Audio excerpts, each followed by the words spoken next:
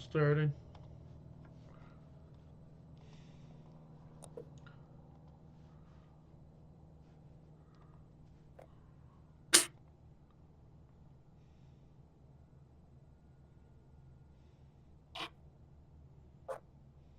Go ahead.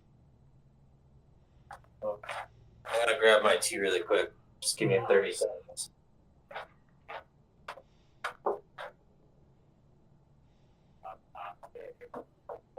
Oh, please.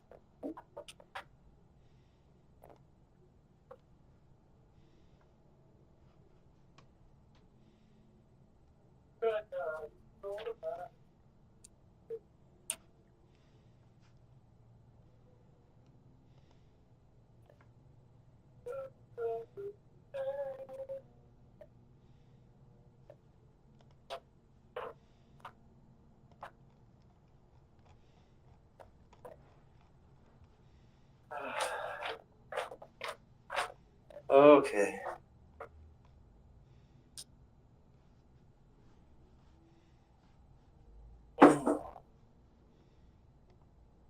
Howdy, boys and girls. We're here to talk about some anime today.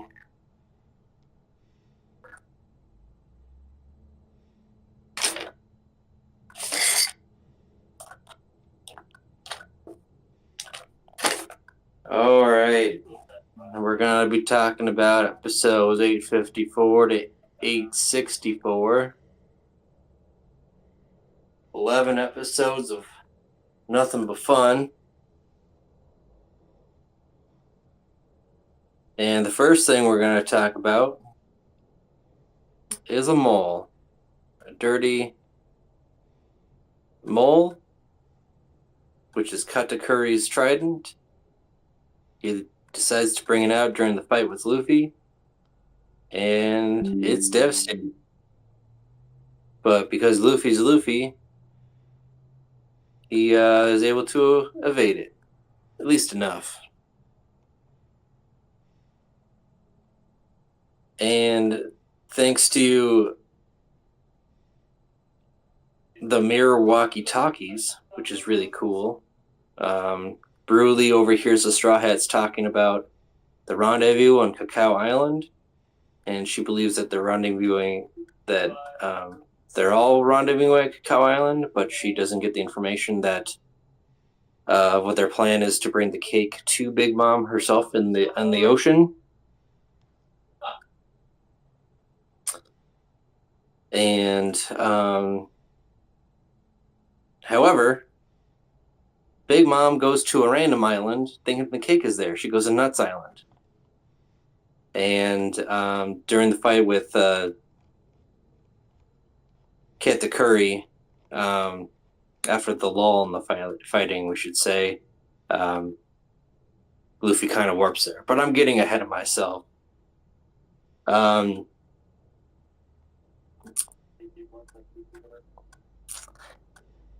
Luffy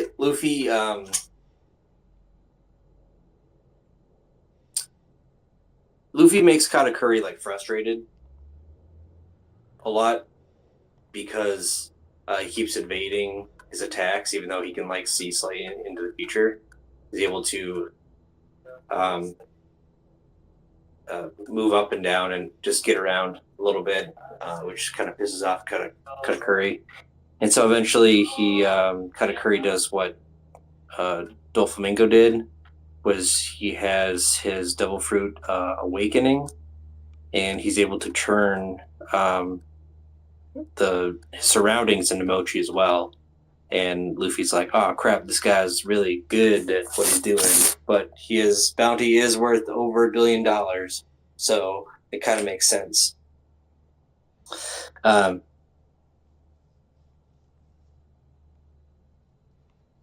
Let's see. We're introduced to Charlotte Custard. She's a daughter of Charlotte, and she is pursuing Bege in her fleet. And meanwhile, Germa 66 defeats all of the Big Mom pirates that are attacking. And what's great about this is that Germa 66 pretends to be one of the big mom pirates and says, "Oh yeah, Germa 66 is defeated," and they're able to get some inside information on what the Big Mom pirates are doing and how Big Mom is chasing the Straw Hats and stuff like that, which is nice. Anyways, Luffy basically goes on to lose the battle. He gets piled on with a bunch of mochi and stuff, and he's left for dead. So Katakuri goes and takes his snack. What do they call that? You call it something.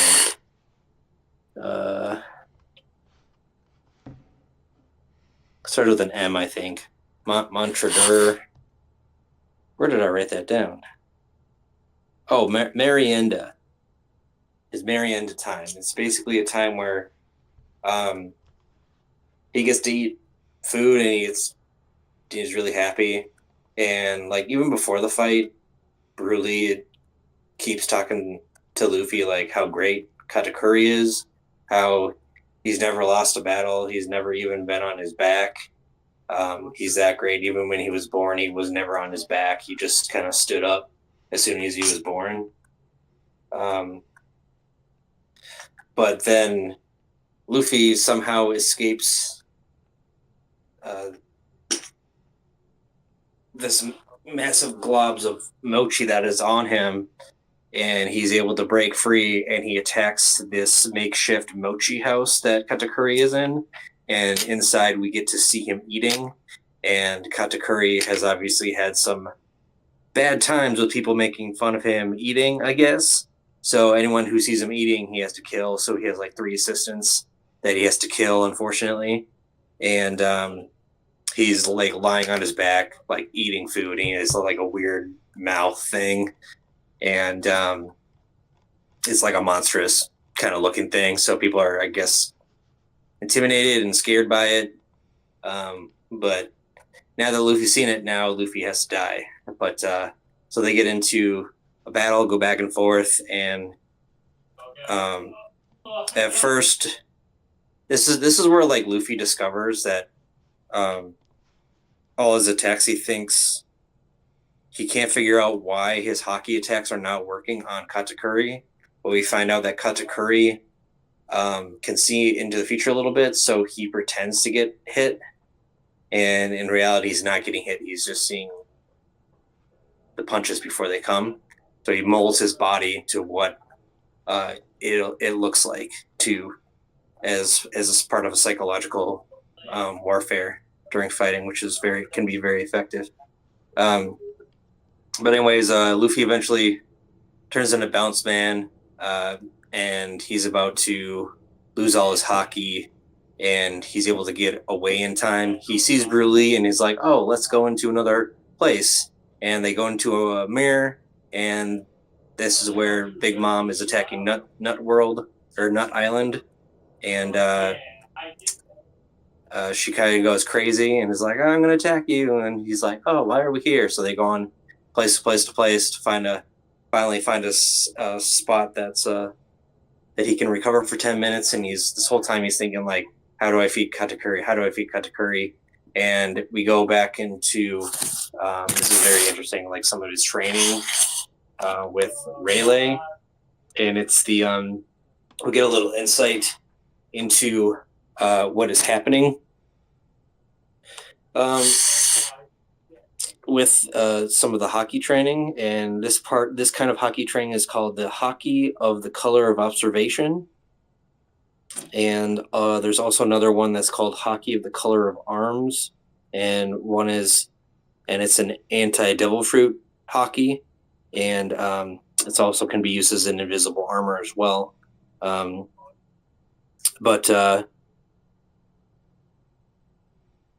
Katakuri's what I read in my notes, 60. Katakuri's Color of Observation hockey is more impressive than his mochi powers themselves. This is where he's pretending to get hit, kind of thing, and changes his own shape to evade, but however, the most important thing is that he can only do this when he's calm. So, because he's not calm for like a minute, Luffy's able to get a crap ton of hits on him, and this is where he realizes like the difference. He's like, "Oh, okay, that makes sense." And during the like 10-minute break, he's trying to think of a way like, how do I defeat him? How do I defeat him? And he thinks back on Rayleigh's training, and he has to calm down in order to like do some damage, and he's trying to calm down this whole time. Anyways, meanwhile, Sanji and Pudding are making the cake. Pound comes to try to see his daughter. What's her name again? Chiffon. Chiffron. And he's able to see her for like a second. Chiffon has no idea who he is, but he saves Chiffon once. When Chiffon is like chasing after her, he goes to like kick him, but Sanji does it instead, which is really funny. And then they're able to escape. And then again, when they're escaping the island, and Pound, unfortunately, he decides to attack Oven, who's like a billion times more powerful than he is. And for attacking him, he gets decapitated, and allowing the Sanji and the others to escape. And his grandson is happy about Pound being around and cries when he dies. So there's like some kind of connection that's made with the baby, and Chiffon has no idea who this guy is, and we get a little backstory into he was just used to be a makeshift dad until the kids were born, and then he was divorced with. So that really sucks for him, but rip Pound. All right, cool. What was this note? Homies. Oh, right. Another thing that's really cool is that because of the homies and the spirit stuff, they even put spirit homies as their cannonballs. And so when Big Mom is mad, they get very undisciplined, and they don't know like what they kind of have a mind of their own. And so like there's like a scene where there's a volley of cannonballs being shot at the Sunny, and they're like, "Hey, where are the Straw Hats?" And then Nami's like, "Oh, I think they went that way." And they're like, "Oh," all of them are like, "Oh, yeah, thank you." So they go in a totally new direction and totally miss the ship. That's just crazy. So when she gets mad, they have no discipline. Anyways. All right.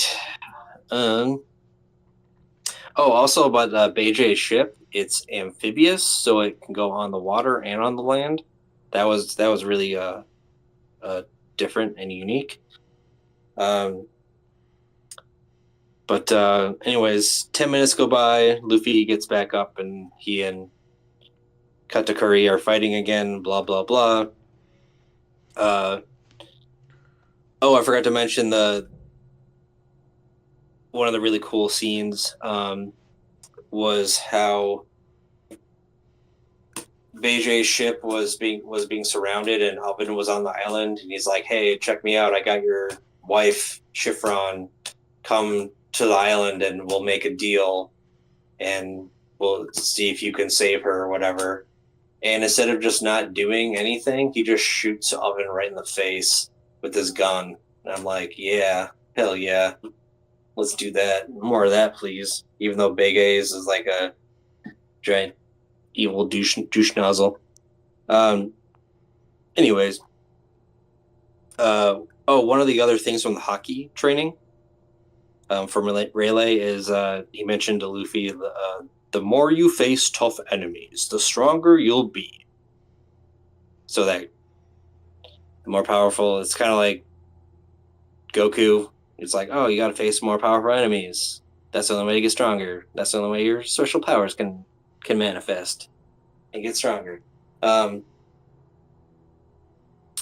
then also Big Mom says this. I can't remember where she said it, but she said, "Kids who don't serve a purpose for me aren't my family." I think. Oh, this is when she's like beating up not Charlotte, Chiffron.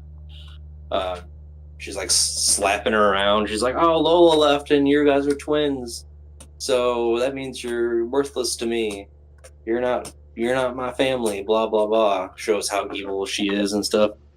And then, anyways, we're almost done here. To the last part, Big Mom is getting closer to the Sunny, and the Sunny gets surrounded by two fleets, and Carrot transforms into a creature called Sulong, and it's a special thing the minks can do. If they see the full moon on a clear night, they can transform, and they get a lot more faster, a lot more powerful. And she's going around basically trying to destroy as many ships as possible, taking off their steering wheels. And it's the genie guy, Daifuku, is her opponent. And the genie keeps trying to slash at her, but keeps missing and hits the ships instead. So that's pretty great. And then she can only do that for a short time. If you do it for too long, you can go crazy and you can die. So she is fully aware of this, and she learned all this from Pedro. Took a long time to train, but she realized this is the time for her to be ready and do this. And then Big Mom. Another thing which is interesting. Big Mom has been dealing with hunger pangs for like 8 hours, and they've never had that happen for that long before. So Big Mom is actually starting to lose weight. I guess it's a good way to lose weight. It's pretty nice. Just wanting one thing and going crazy and wrecking everything in her path. But she's losing weight, and she gets on the Sunny and puts Prometheus on her head as a flame head, and she rides Zeus, while Napoleon is her sword. She gets on the Sunny, and she's like, "Where's my wedding cake?" And as everybody says, it's not here. So here she's like, "Oh, really? Well, how would I slice the ship?" And she does. Napoleon gets set on fire, and now the new weapon is called Cognac, and her and Jinbei kind of have a back and forth a little bit, and starts the ship on fire, and then Jinbei hits back with his ocean current shoulder throw, and then finally Nami wants to feed Zeus again, but he doesn't fall for it, and he zaps her, so it looks like she's getting zapped. But it's actually Brook that's getting zapped by lightning, but he doesn't have any flesh, so he's immune to it. And in the end, due to some deceitfulness, Big Mom gets zapped by electricity, by a bunch of like thunderballs from Nami's thunderballs. And that's what has happened so far. I like the cool transformation. I like the explanation of the hockey of the color of observation. That was really cool. And then Beijing's boat, and even the story of Pound sacrificing himself, even though he knew he had no chance against Oven, to save his daughter and grandson, even though they didn't know who he was. So that's it for that.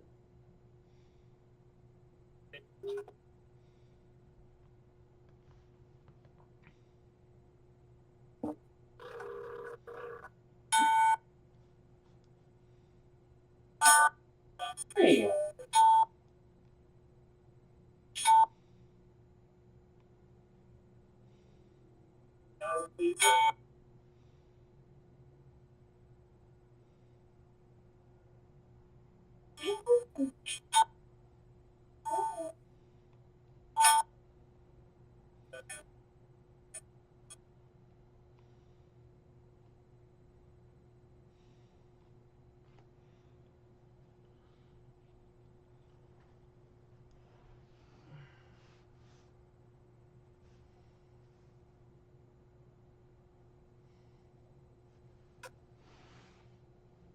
Oh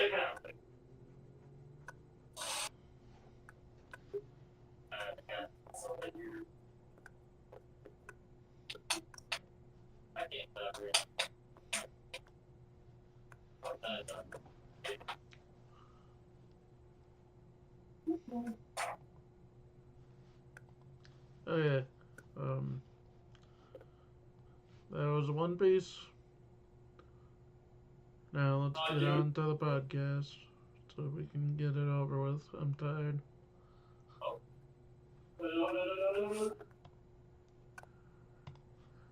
Yep. Yep. Yep. Oi, welcome to the Derp channel. I'm Ski Nerd, and this is the Basement Dwellers podcast. We're going to talk about random stuff that's nerdy. First of all, sports news. I know you guys have missed the sports news. It's going to be nice and quick. Timberwolves basketball team lost game 2. They are down 0-2 out of best of 7. They play tomorrow, I believe. Yes, that sounds right. On Saturday. And hopefully they can pull something off. I don't want to see them lose again. That would suck. Or at least tie it up or something. All right. Baseball news. The Rockies are really bad. Hockey news. Teams are playing proudly right now. Football news.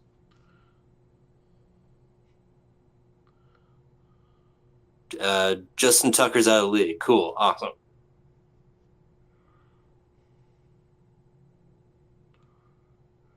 There's nothing for football. So NASCAR news. Nobody gives a shit. Sure.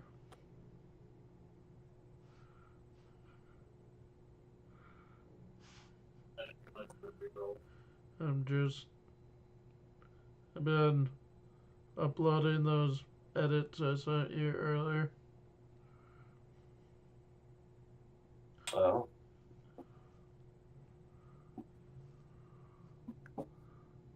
All right. Well, let's see. Oh yeah, the new Oblivion game came out. The remastered version of Oblivion came out, and I've been watching this guy. I don't remember his name, but he decided to play it on master difficulty, which is the hardest difficulty, which means you're gonna die. You're gonna die a lot. But he's playing it, and it's kind of frustrating because he doesn't really edit the videos, so he'll just sit there and be like, "Oh, I'm gonna go through all my alchemy stuff. All right, cool, awesome. Hey, what do I want to buy?" He doesn't edit that out. But he does die a lot.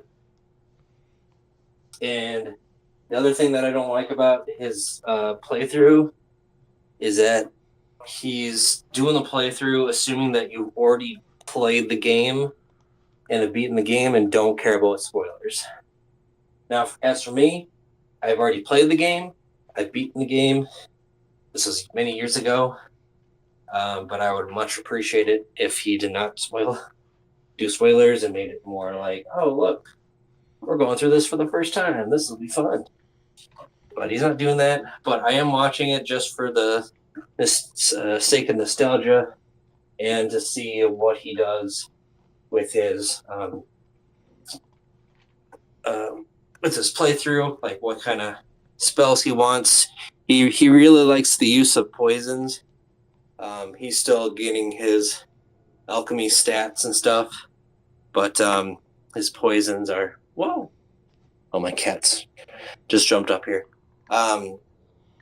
He's getting that up. He's finding new stuff. He's in the very early stages of the game. He wants to do the Thieves Guild quests right away, so he's going around, kind of stealing some stuff. Another thing that would be nice is if he edited out all the lockpicking stuff. You don't need to show that. Yeah, especially for a YouTube channel, unless you want that long play. But Oblivion, the Elder Scrolls games, I have played Oblivion and Skyrim. I have not played Morrowind. I do not want to play the stupid online the MMO one.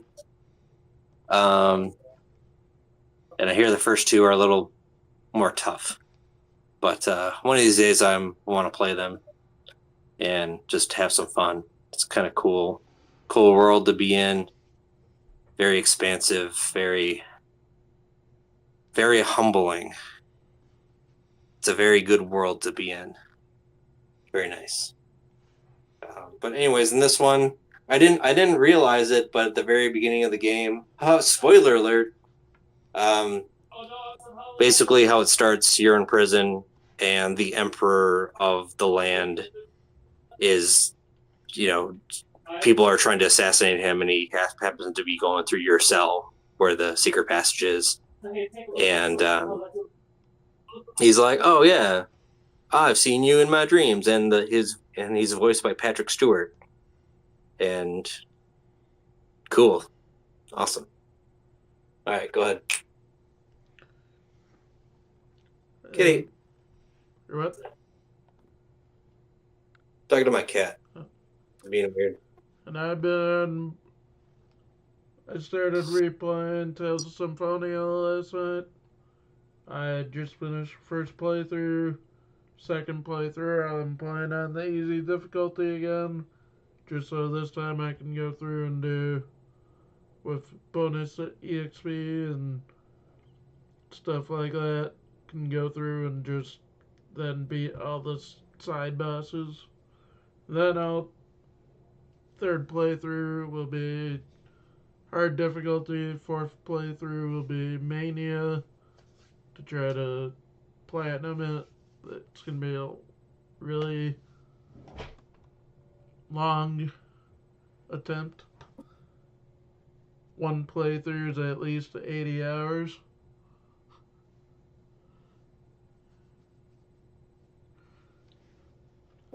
Wow. You need to play a man's game like Oblivion or Skyrim. I'd rather play Tales of Symphonia.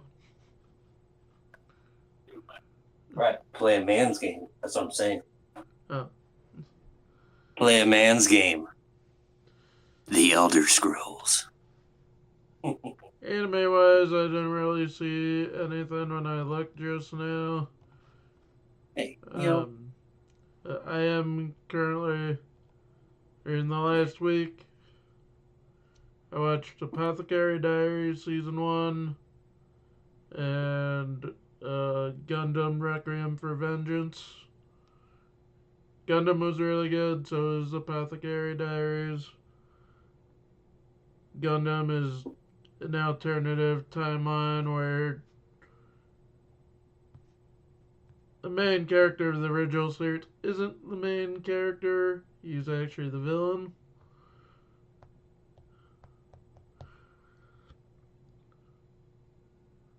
And I am now currently watching the original Gundam series. Can you guess how many episodes I'm in to it, Mike? I watched one. Can you guess how many episodes out of 42 episodes I'm on? You're on 2. No. Out of just one day off, just relaxing and not doing much else, I'm past the halfway point. I think I'm on like episode 25. That's pretty sad, dude. Nothing else to do on a day off. Nothing? You couldn't poke a bear or anything? No. You couldn't walk to the park and start yelling profanities at the children? No. No? You couldn't? The only park I could have walked is just like 50 feet from my house. That wouldn't be a good idea. You couldn't get in your car and drive over mailboxes for fun? No.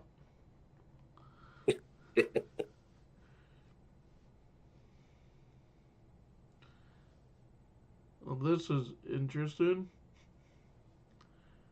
Apparently, Detective Conan and Mission Impossible did a collab video Oh, all right. with Kogoro Mori as Tom Cruise.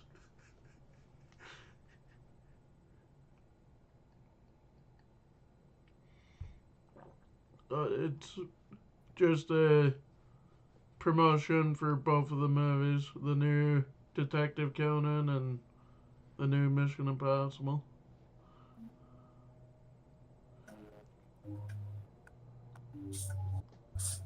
And also, this last week we got a Don Season 2 trailer, which looked good. I won't go into much because Ski Nerd hasn't seen Don. Nope.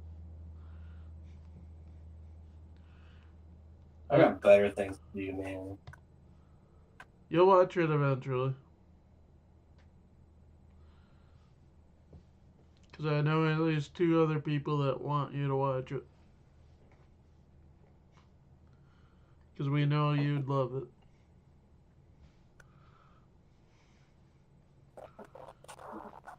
Alright. For movies, we have the Lilo and Stitch live action movie. I'm not going to see it. Then we have Mission Impossible Final Reckoning. I'll see it, but it won't be my favorite movie. I never really liked the movies. Have you? For what? Mission Impossible? I saw the first one. That was fun. The one that came out in 2002? Yeah, I remember that one. Or no, it wasn't 2002. It was 96. If you want us to watch and react to all the Mission Impossible movies, give this video 1,000 likes. Yep. Then on Netflix we had Fear Street Prom Queen, which is a slasher horror. Leo, what are you doing? I haven't seen any of the other Fear Streets, so. Leo, what are you doing? And we have Fountain of Youth, starring Natalie Portman. Natalie. And John Krasinski.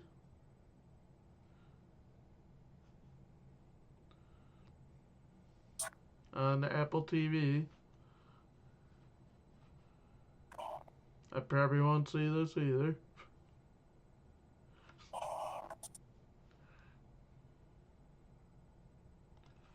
I just realized I'm not streaming my webpage.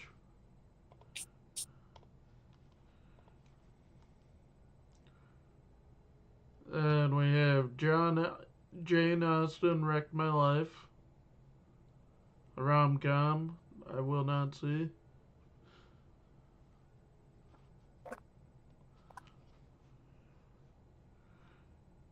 And Akira Kurosawa's Ran is being re-released for the 40th anniversary. Of Tron? Ran. R-A-N. Ron. What? Japanese medieval epic.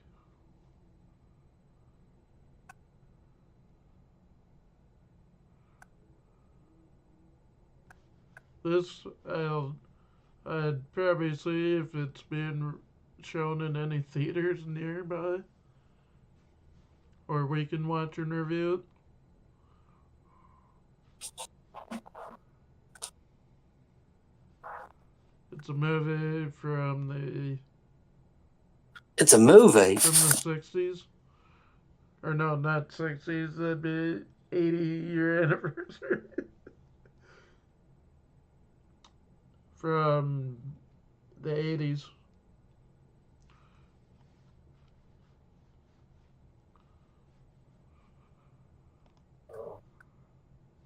And lastly, we have The Protector, which is supposed to be a gritty Mad Max esque epic action movie. It does not look interesting.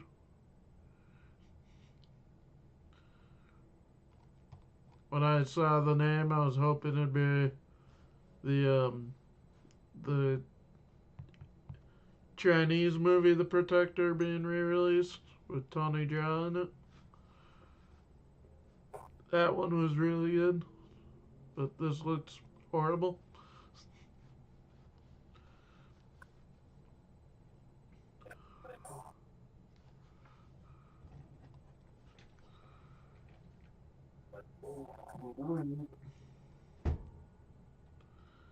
Next week, we're gonna see Karate Kids Legends in our anime D&D movie night.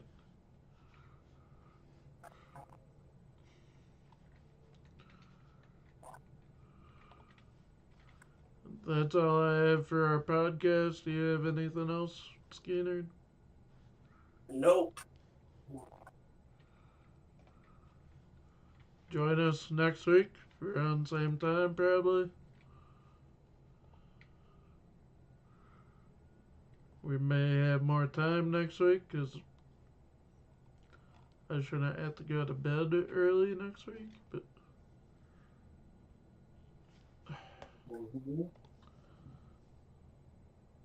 and Sebas, sorry I didn't notice, but I guess if you want to be Ness, be my guest. You want to what with the mess? Somebody commented saying, first comment, I am Ness. Yeah, from Earthbound. I am joking. I love being Ness. Okay.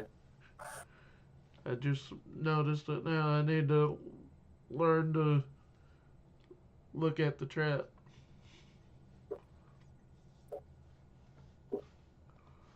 And when I have like the internet up and stuff, it makes it a little hard.